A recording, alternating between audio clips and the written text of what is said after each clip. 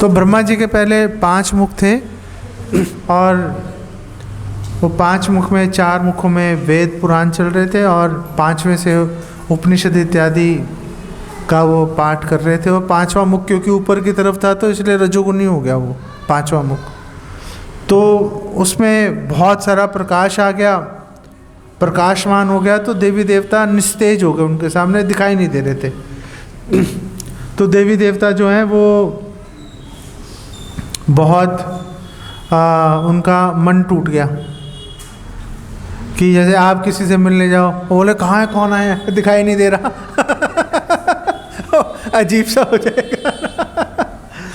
तो देवी देवता जो हैं वो शिव जी के पास गए कि देखो ऐसे हो रहा है, हमें तो बहुत परेशानी हो रही है। अब इस घटना को मैं सोच रहा था भक्तों के ऊपर लाने के लिए कि ब्रह्मा जी कोई गलत बात तो बोल नहीं रहे थे, ऐसे तो है नहीं कोई फिल्मी गाने गा रहे थे 5वें मुख से, उसमें से भी वेद पुराने बोल रहे थे, उपनिषद बोल रहे थे और बहुत अच्छे ढंग से बोल रहे थे। तो ऐसे ही कभी ऐसा हो सकता है कि आप लोग जब सेवा में जुड़ो भगवान की, तो आप कोई सेवा में बहुत अधिक पारंगत हो जाओ, बहुत एक्सपर्ट हो जाओ आप किसी सेवा में और इतने एक्सपर्ट हो जाओ, इतने दक्ष हो जाओ वो सेवा करने में कि कोई आपसे कोई सानी नहीं है आपका। जैसी सेवा आप कर सकते हो वैसी सेवा कोई कर ही नहीं सकता, जो कि बहुत अच्छी बात है। लेकिन आप जो भी सेवा करो, कितनी दक्षता से सेवा करो, दूसरे भक्तों को आपसे प्रॉब्लम नहीं होना चाहिए। नहीं, जो दूसरे भक्त हैं उनको आपसे प्रॉब्लम नहीं होना चाहिए। अब मेरा ये प्रश्न है आपसे कि सपोज आपने, वैसे तो आप कर नहीं रहे कोई, लेकिन उम्मीद है आगे जाके आप करना शुरू कर ही दोगे, है ना। अभी तो आप में से बहुत सारे नौजवान हैं, ये राजकुमार तो मेरे जैसा ही है, बाकी तो कई नौजवान हैं आप में से। तो अगर आप दक्ष हो गए किसी सेवा में, तो ये कैसे पता चलेगा कि दूसरे भक्तों को आपसे प्रॉब्लम तो नहीं हो रही? ये कैसे पता चलेगा? अगर आप पता लगाना चाहो, आप अपनी सेवा कर रहे हो, कोई मुंह पे जाके बोलता भी नहीं है क्या प्रभु क्या कर रहे हो जान लोगे क्या हमारी ऐसे कोई बोलता भी नहीं है कोई जाके, तो पता कैसे चलेगा कि मतलब हम जो है सेवा रजोगुण में कर रहे हैं। रजोगुण में कर रहे थे ना वो ब्रह्मा जी 5वें मुख से रजोगुण की सेवा कर रहे थे। तो वो कैसे पता चलेगा कि हम लोग अब जो सेवा कर रहे हैं और रजोगुण के अंदर सेवा कर रहे हैं, तो प्रॉब्लम है कहीं ना कहीं? कैसे पता चलेगा? प्रश्न समझ गए आप मेरा? हाँ, तो अब बताओ जवाब इसका, क्या कहते हो आप? कोई हमारे निकटतम भक्त होंगे वो हमें बता सकते हैं? कोई हमारे निकटतम भक्त बताएंगे, लेकिन निकटतम भक्ति अगर प्रॉब्लम, वही बोल रहे हैं भैया इसका तेज बहुत तेज है, भैया इस चमक बहुत तेज हो रही है, आंखें चुंधिया रही हैं, क्या करें भाई नहीं बताया आपको? बिना बताए कैसे पता चलेगा? किसी ने नहीं आके बताया? हाँ,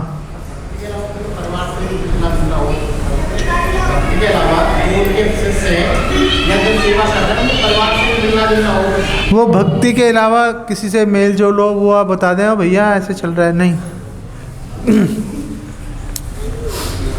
मैं तो कह रहा हूँ बिना बताए पता चल जाएगा। बिना बताए कैसे पता चल जाएगा? चलो हैं, बिना बताए कैसे पता चलेगा? कितना विचित्र सा क्वेश्चन है ना,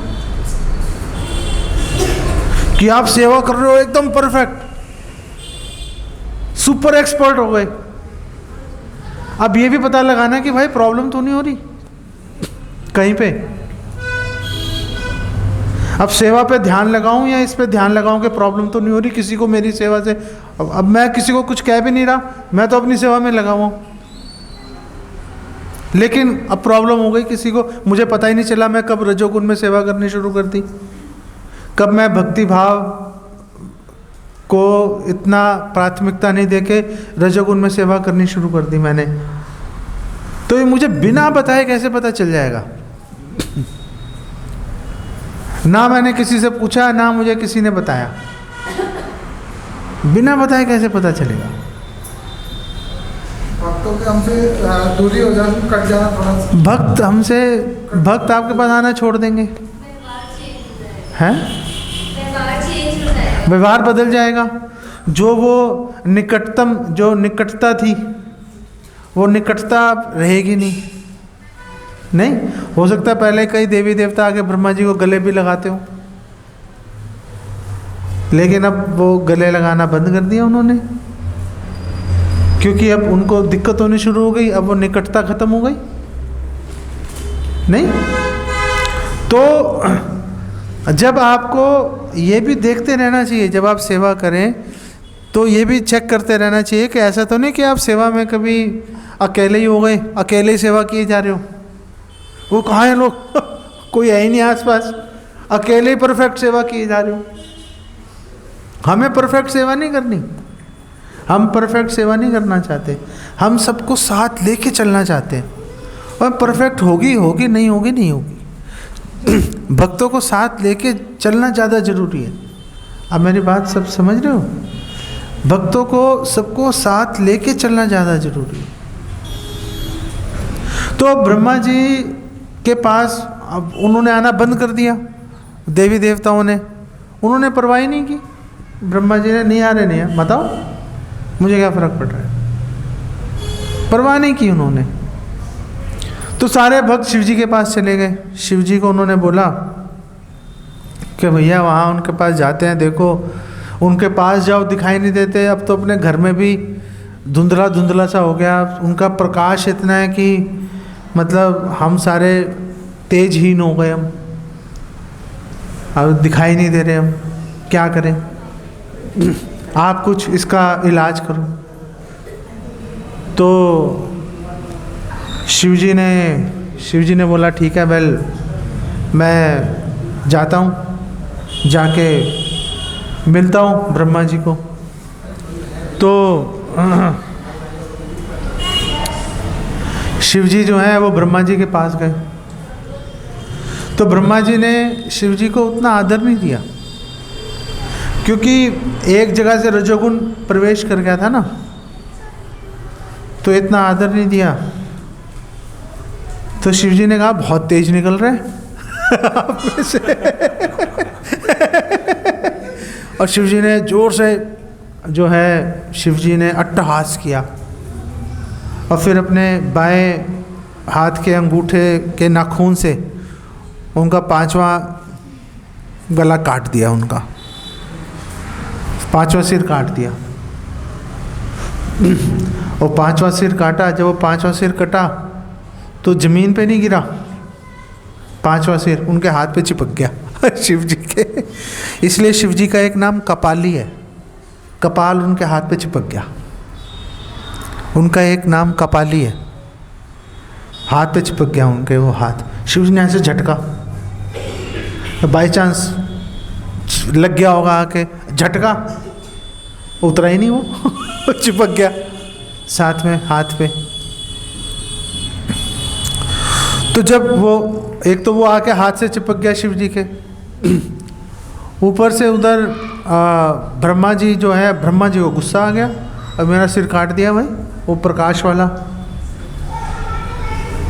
उसी से पूरा जगत प्रकाशमान हो रहा था। तो उनको गुस्सा आया, तो उनके माथे से पसीना आ गया माथे पे, तो उन्होंने पसीना ऐसे पहुंच के यूँ ज़मीन पे पटका पसीना, तो एक योद्धा पैदा हो गया उस पसीने से, एक योद्धा पैदा हो गया। अब पसीने को संस्कृत में क्या बोलते हैं, कौन बोलेगा?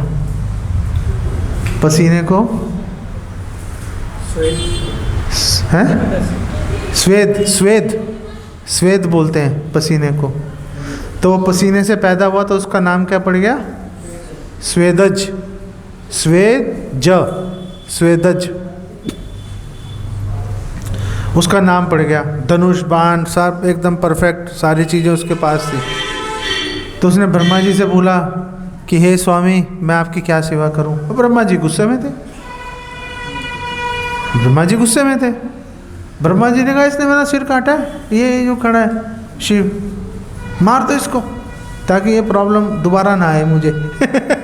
तो वो शिव जी ने कहा ये भैया इसको कैसे इसका सामना करूं? तो शिव जी वहाँ से भाग गए शिव जी, और भागकर भगवान विष्णु की शरण में गए। और वो शिव जी आगे आगे भाग रहे हैं, हाथ में क्या चिपका हुआ है? कपाल चिपका हुआ है हाथ में, है ना? वो भाग रहे हैं और पीछे पीछे वो स्वेदज भाग रहे हैं उनके। तो स्वेदज भाग रहे हैं, वो वहाँ पहुँचे तो शिव जी ने कहा भगवान रक्षा कीजिए। वो पीछे से स्वेदज पहुँच गया, मारने वाला था। तो भगवान विष्णु ने पहले उसको एक स्वेदज को एक झापड़ मारा, एक चांटा मारा उसको, और वहीं पे बेहोश होकर गिर गया वो। तो शिव जी ने कहा तो भगवान विष्णु ने बोला कि अब बताओ क्या बात है, ये परेशान कर रहा था, अब शांति हो गई। अब बताओ क्या कह रहे हो तुम? तो शिव जी ने कहा भैया ये मारने के लिए तत्पर है मुझे, आप रक्षा करो। और दूसरी ये हाथ पे ये चिपक गई, ब्रह्मा जी की कपाल जो है मेरे हाथ से चिपक गया, हट नहीं रहा, क्या करूं इसका? तो अब भगवान विष्णु ने क्या किया? भगवान विष्णु ने बोला कि ये जो कपाल है इसको पहले भरते हैं इसको। तो किस चीज़ से भरें उस कपाल को? वो ब्रह्मा जी का कपाल है, कोई आपका मेरा थोड़े ना 2 बूंद डाली भर गया भैया। वो ब्रह्मा जी का कपाल था। तो इसको भरते हैं। तो भगवान विष्णु ने अपनी भुजा से खून दिया, और भुजा से उसमें खून की धारा बहनी शुरू हो गई। वो कपाल शिवजी नीचे लेके खड़े हो गए, उसमें भरना शुरू हो गया। कई वर्षों तक वो ऐसे जैसे गंगा की धार है, बह रही है, भरे जा रहा है, भरे जा रहा है। सैकड़ों वर्ष बीत गए। तो भगवान विष्णु ने शिव जी को बोला देखो भरा नहीं भरा? तो शिव जी ने उसमें हाथ डाला, उन्होंने बोला हाँ भर गया। तो उन्होंने खून की धारा को रोका भगवान विष्णु ने। तो अब शिव जी ने उस जो कपाल के अंदर जो भगवान का ही खून है भरा हुआ एकदम लाल उसको मथना शुरू किया। उस खून को क्या बोलते हैं संस्कृत में? रक्त, है ना? रक्त बीज, रक्त, है ना? तो उसको मथना शुरू किया तो उसमें से एक योद्धा निकल आया, और क्योंकि वो रक्त से निकला था तो उसका क्या नाम पड़ गया? रक्त बीज नहीं, रक्तज। रक्त बीज तो एक राक्षस था। रक्तज एक स्वेदज था जो बेहोश पड़ा हुआ है वहाँ पे, सैकड़ों वर्षों से वहीं पे पड़ा हुआ है भैया बेहोश। तो वो रक्तज निकला, उसने बोला भगवान से मैं क्या सेवा करूं? तो भगवान ने कहा इसको मारो, ये जो रक्त, ये जो स्वेदज है इसको लड़ाई करो, मार दो इसको। और शिवजी ने बोला अब इस कपाल का क्या करूं? एक प्रॉब्लम सॉल्व हो गई। तो उन्होंने बोला इस कपाल का क्या करूं भगवान, ये कैसे छूटेगा? तो उन्होंने बोला आपने मतलब ये ब्रह्महत्या के समान है ना, ब्रह्मा जी का गला काट दिया, ब्राह्मण ने एक गला काट दिया, ब्रह्महत्या के समान है, तो आपको गला नहीं काटना चाहिए था। अब आप इसके लिए आप तपस्या करो, तो आप गले में हड्डियाँ वड्डियाँ डालो, भस्म लगाओ, शमशान में रहो, तो उससे आपको थोड़ी सी आपको राहत मिलेगी, ऐसी तपस्या करो। तो फिर शिवजी ने भस्म लगानी शुरू की। ये कारण है शिवजी भस्म क्यों लगाते। और हड्डियाँ क्यों पहनते हो। तो शिव जी वहाँ से तपस्या के लिए निकल गए। तो उधर जो रक्तज है उसने पहले जगाया स्वेदज को, ऐसे नहीं सो रहा है चलो मारो काम ख़त्म करो ऐसे सोते हुए को नहीं मारते थे जैसे अश्वत्थामा ने मार दिए थे, वो नहीं ऐसे चलता। तो उसको जगाया पहले, जाग जा भाई, चुस्त हो जा, फिर लड़ते हैं। तो उन्होंने लड़ना शुरू किया और भगवान विष्णु देख रहे हैं दोनों लड़ रहे हैं। और जब लड़ाई चालू थी अभी तो भगवान विष्णु ब्रह्मा जी के पास चले गए। अब भगवान विष्णु ने ब्रह्मा जी को बोला भाई तुम्हारा वो स्वेदज तो मारा गया, अभी लड़ाई चालू थी, अभी मरा नहीं था वो। भगवान ने बोला ब्रह्मा जी को तुम्हारा वो जो योद्धा था स्वेदज वो तो मारा गया। और ब्रह्मा जी ने कहा अरे आपने उसको क्यों मार दिया, वो तो मुझे बहुत प्रेम है उससे, आप प्लीज़ उसको जीवित कर दो। तो भगवान विष्णु ने बोला चलो देखता हूँ क्या हो सकता है। तो भगवान विष्णु वापस आए वहाँ पे जहाँ पे लड़ाई चालू थी। लड़ाई अभी भी चल रही थी, दोनों लगे हुए थे गुत्थम गुत्था, रक्तज और स्वेदज। ये आप में से कितने लोगों ने सुनी हुई है ये कथा अच्छा तो दोनों अभी तक गुत्थम गुत्था हो रहे थे। तो अच्छा एक बात और है। तो ब्रह्मा जी ने जब बोला भगवान विष्णु को कि आप प्लीज़ उसको मरने से बचाइए, मुझे बहुत आसक्ति है, लगाव है मुझे उससे, स्वेदज से। तो भगवान विष्णु ने बोला चलो ठीक है देखता हूँ, कुछ करता हूँ।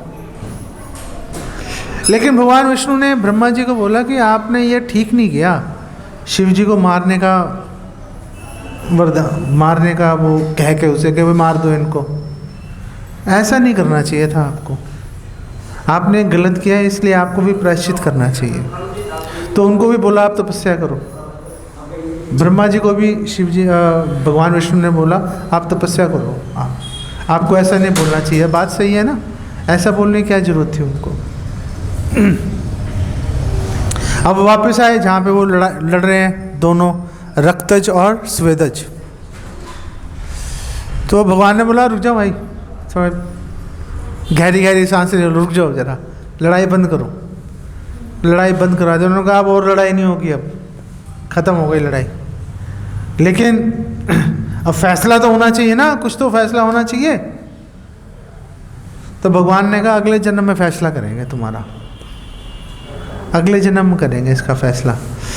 तो भगवान विष्णु ने देवी देवताओं को बुलाया, सूर्य और इंद्र भी थे उसमें।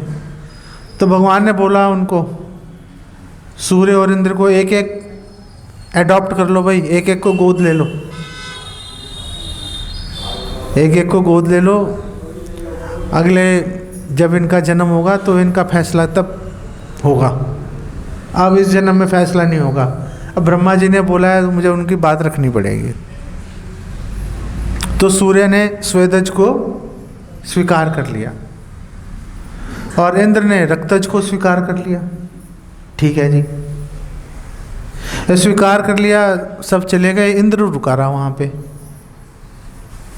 अब रुकेगा वही जो जिसको कुछ काम होगा, नहीं सारे चले गए, इंद्र को भी चले जाना चाहिए था, इंद्र नहीं गया इंद्र रुका रहा वहीं पे। तो भगवान ने बोला हाँ भाई, मतलब गए नहीं तुम, क्या चक्कर है। तो इंद्र ने बोला कि एक कंप्लेंट है मेरी तो भगवान को कंप्लेंट कर रहे हैं नहीं। इंद्र ने बोला जी आपने पहले भी मेरा बच्चा था, आपने मार दिया, सूर्य पुत्र को आपने प्राथमिकता दी, सुग्रीव को, और मेरे पुत्र को आपने मार दिया, वाली को। नहीं, मुझे डर है कि आप दोबारा से ऐसा ही करोगे। क्या मेरे बच्चा मारने के लिए रह गया क्या कि यही मरेगा हमेशा इंद्र ने कंप्लेंट की भगवान का, हर बार मेरा ही बच्चा मारे जा रहे हो तो भगवान ने बोला कि नहीं, ऐसी बात नहीं है, तुम्हारा बच्चा ये जो रक्तज है ये मरेगा नहीं, है चिंता मत करो। ना केवल ये मरेगा नहीं, मैं खुद जाके इसकी रक्षा करूंगा, क्योंकि अब तुमने कंप्लेंट लगा दी ना, मैं खुद इसका सारथी बन के इसकी रक्षा करूंगा। तो भगवान कृष्ण आ गए रक्षा करने के लिए।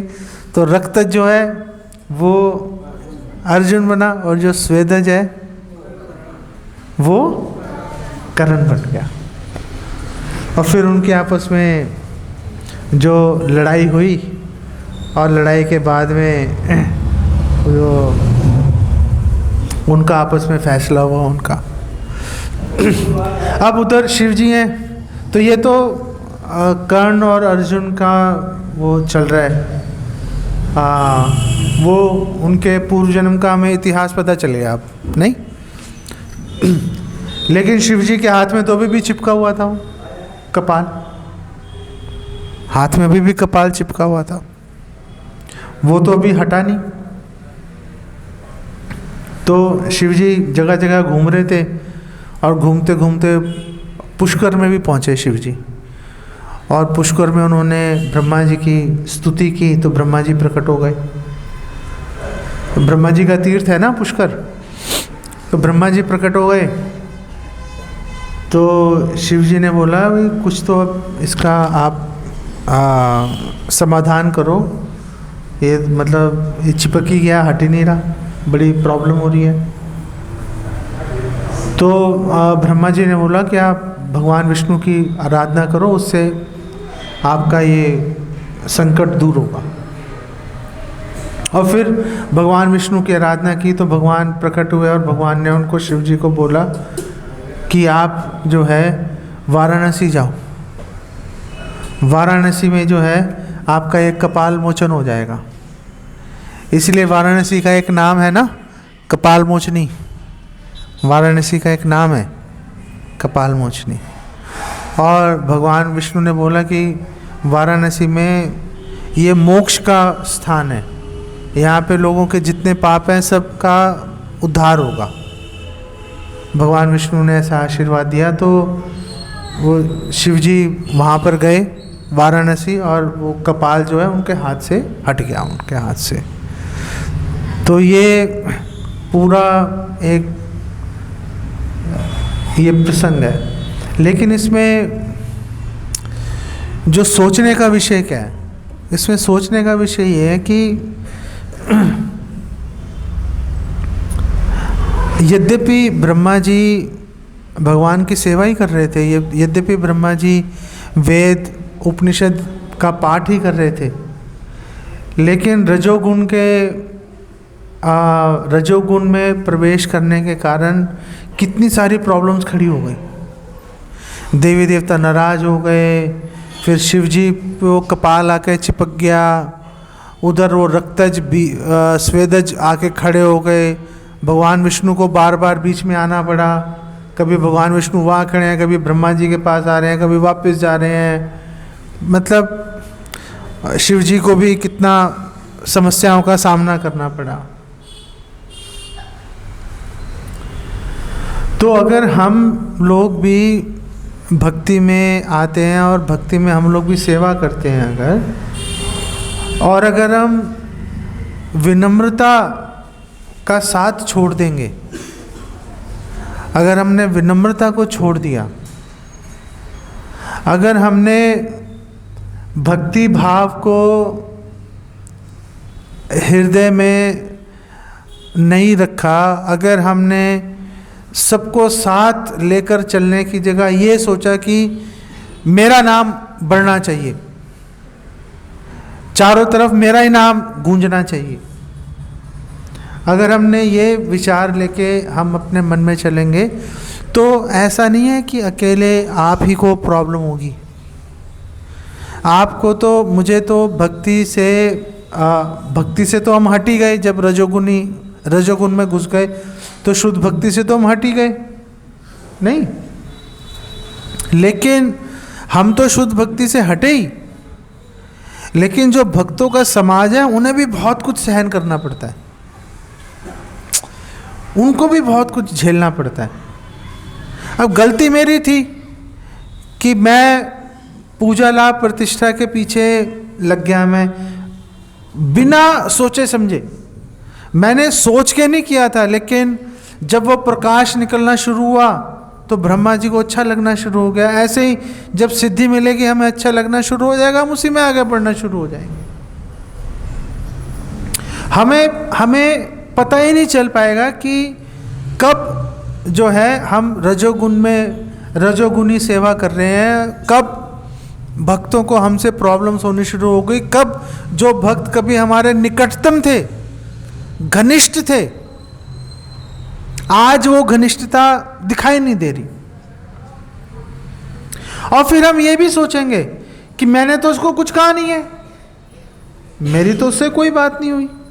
बात भी सही है, जब मैंने इनसे कुछ कहा नहीं, कोई मेरी तू मैं नहीं हुई, मैंने इनको कुछ गाली गलौज नहीं किया, कुछ किया ही नहीं, ये अपने आप ही पीछे हट गए, तो मैं क्या करूं? मैं क्या कर सकता हूं? पीछे तो ये हटे ना। तो हम ये सोचेंगे कि भाई इसमें घमंड है। घमंड किसमें है? घमंड मेरे में।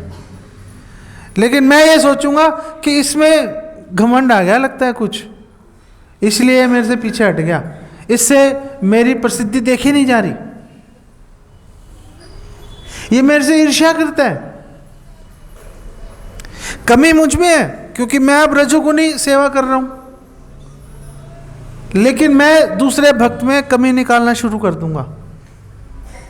वो तो दूसरा भक्त तो ये सोच रहा है कि वेल जब इनको समझ में आएगी तब दोबारा से वैसे संबंध बना लेंगे, जब तक नहीं है तब तक अब क्या करें, तब तक थोड़ा फासला बना के चलते हैं। भक्त ऐसे ही करते हैं, कोई लड़ाई नहीं करता। जो समझाने आया था उसके हाथ में वो कपाल चिपक गया, बताओ। शिव जी आए समझाने और प्रॉब्लम में फंस गए वो। तो हमें क्या सेवा करनी चाहिए? बहुत ज़्यादा सेवा करनी चाहिए, पूरा दम लगा देना चाहिए सेवा करने में, लेकिन साथ में विनम्रता का दामन नहीं छोड़ सकते। ऐसे नहीं है कि अब सेवा करने में ये प्रभु जी प्रॉब्लम करे, पीछे हट जाओ प्रभु, आप मेरी सेवा रोक रहे हो, आपके कारण मेरी सेवा अच्छी नहीं हो पा रही, आप हट जाओ, मैं आपके बिना ही और अच्छी सेवा कर लूंगा। अरे नहीं चाहिए भाई अच्छी सेवा, हमें चाहिए ही नहीं। आप ऐसी वस्तु हमें क्यों दे रहे हो जो हमें नहीं चाहिए? भगवान को नहीं चाहिए।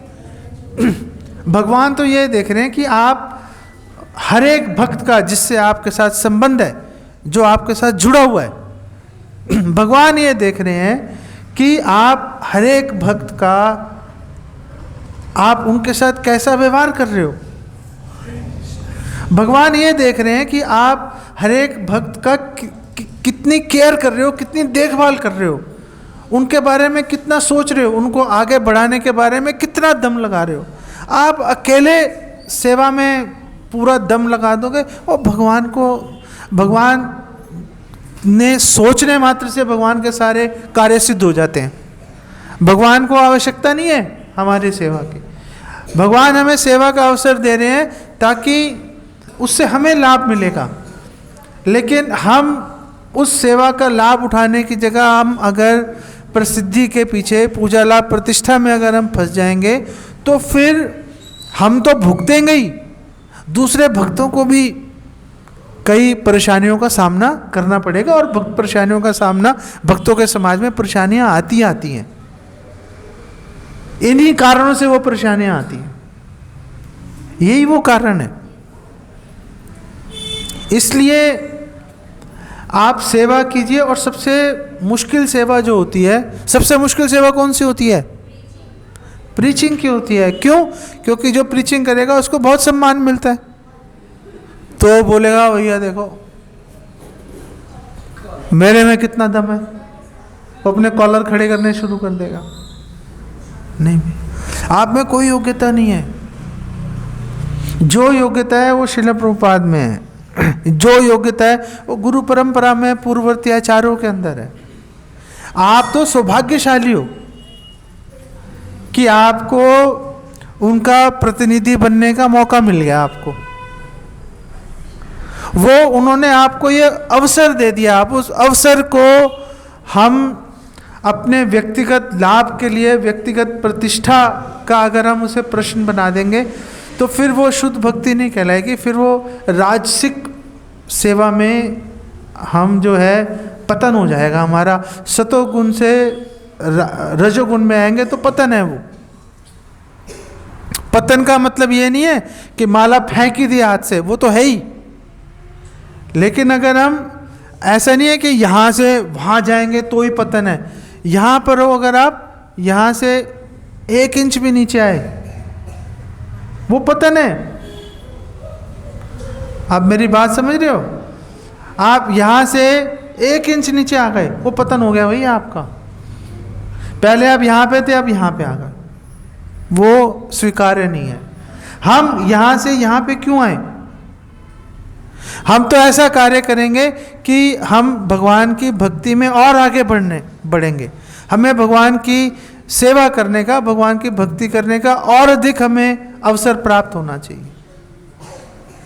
वो अवसर, वो जो सौभाग्य है, वो जो भगवान को संतुष्ट करने का प्रयास है, वो तभी फलीभूत होगा जब हम सारे भक्तों को साथ लेके चलेंगे। हमेशा ये देखते रहेंगे कि ऐसा तो नहीं कोई भक्त मेरे से अब उतने उत्साह से बात नहीं कर रहा। अगर कोई भक्त आपसे उतने उत्साह से बात नहीं कर रहा, उसके पीछे कोई ना कोई कारण है भाई। अब आप उसकी प्रतीक्षा मत करो कि वो आके कभी आपको कारण बताएगा या कोई और भक्त आपको आके सामने से कारण बताएगा। जैसे पीछे मैं ईश्वर कैलाश मंदिर में गया तो वहाँ पे एक भक्त था। वो भक्त पहले उसका नाम भी मुझे अब याद नहीं आ रहा, लेकिन वो ब्रह्मचारी है ईश्वर कैलाश में, लाल कपड़े में है। वो पहले मुझे देख के मुस्कुराता भी था, और जैसे भागवतम क्लास चल रही है, हम पीछे बैठे होते थे, कभी बैठे बैठे मुझे झपके लग जाती तो मुझे हिला भी देता था। तो फिर उसने वो अचानक मैंने देखा उसने अब मुझे देख के मुस्कुराना बंद कर दिया। वो मुस्कुरा ही नहीं रहा। तो अब वो मुस्कुराना बंद किया तो मैंने उसको देख के अब 4-5 बार मैंने मुस्कुराया। अब वो ऐसे ही मुस्कुरा नहीं रहा। अब मैं भी कितनी बार एक तरफा प्रेम कितनी बार दिखाते रहेंगे। मैंने भी मुस्कुराना बंद कर दिया, प्रतिक्रिया आ गई। फिर वो भागवतम क्लास में अब मेरी जो आदत है, मैं सो गया, बीच में झपकी लग गई। अब वो हिला भी नहीं रहा।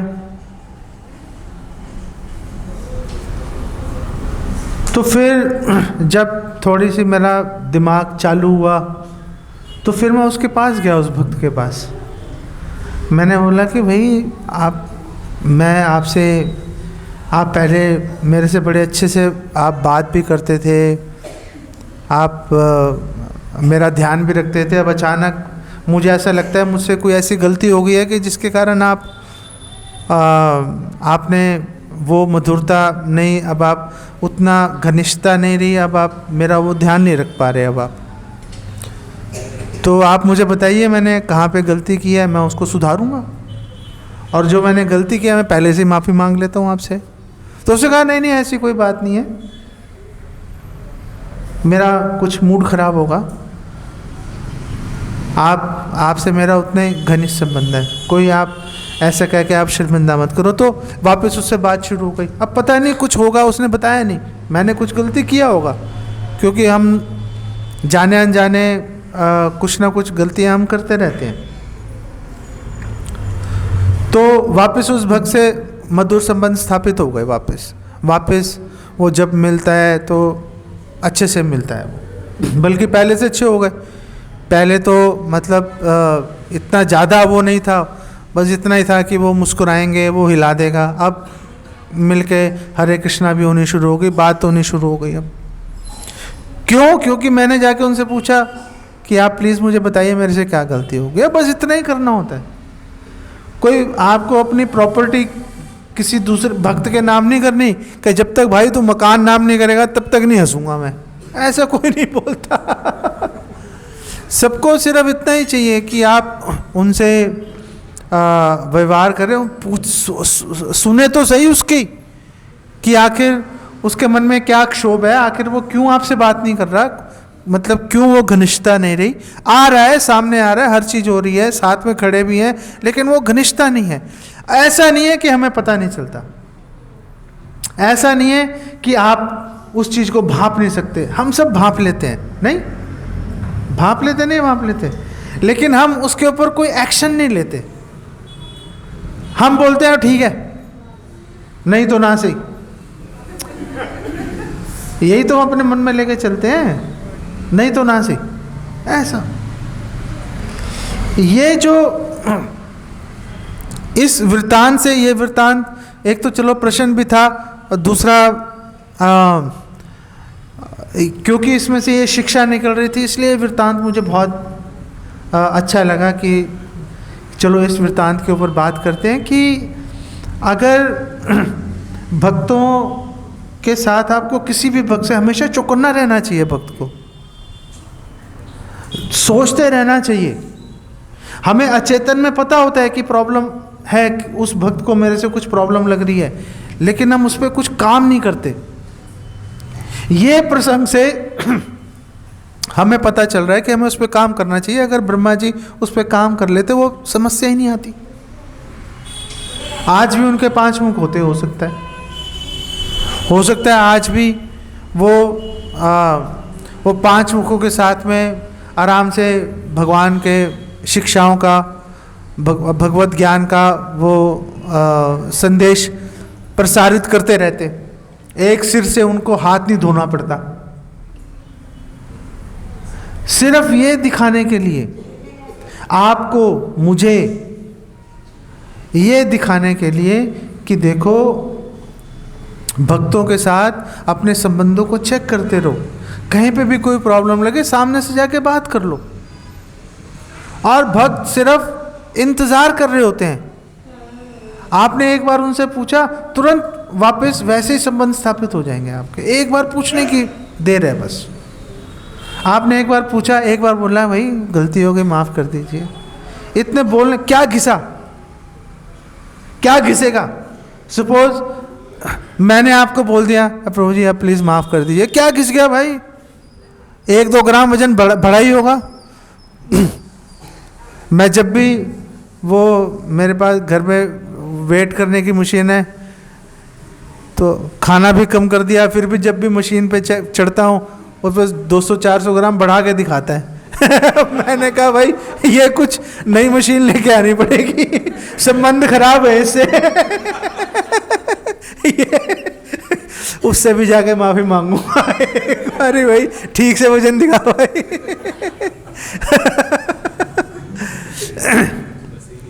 कोई वजन नहीं घटेगा, कुछ नहीं घिसेगा। और ऐसा करने से आपकी सेवा और अधिक बढ़ेगी, घटेगी नहीं। और अधिक उत्साह से बाकी के भक्त आपके साथ मिलके सेवा करने में रुचि दिखाएंगे, तब बात में मज़ा आता है ना। तब खुद को भी खुशी होगी जब सारे भक्त मिलके हंसी खुशी जब सेवा कर रहे होंगे उत्साह से, तो सबको अच्छा लगेगा। तो लोग ये सोचेंगे कि भाई ये इतनी हंसी खुशी, हमारे ग्रुप में वैसे लोगों की नज़र बहुत कड़ी नज़र चल रही है हमारे ग्रुप के ऊपर। ये हंसी खुशी सेवा कैसे कर रहे हैं, ये लोग बोल रहे हैं हमें। नजर आए आप सब जब जाओ तो काला टीका टूका 4-5 जगह लगा के जाया करो, कमांडो बन के। नजर मत लगाओ भाई हमारी सेवा के ऊपर। तो जब आप मिलके उत्साह से खुशी से जब आप सेवा करोगे पूरी दुनिया देखेगी इसको, लोग देखते हैं। ऐसा नहीं है कि वो बात छिपी रहती है, हर कोई देखेगा उसको, हर कोई देखेगा, और भगवान भी संतुष्ट हो जाएंगे। भगवान भी संतुष्ट हो गए, कहीं पे कोई नुकसान नहीं है, नहीं।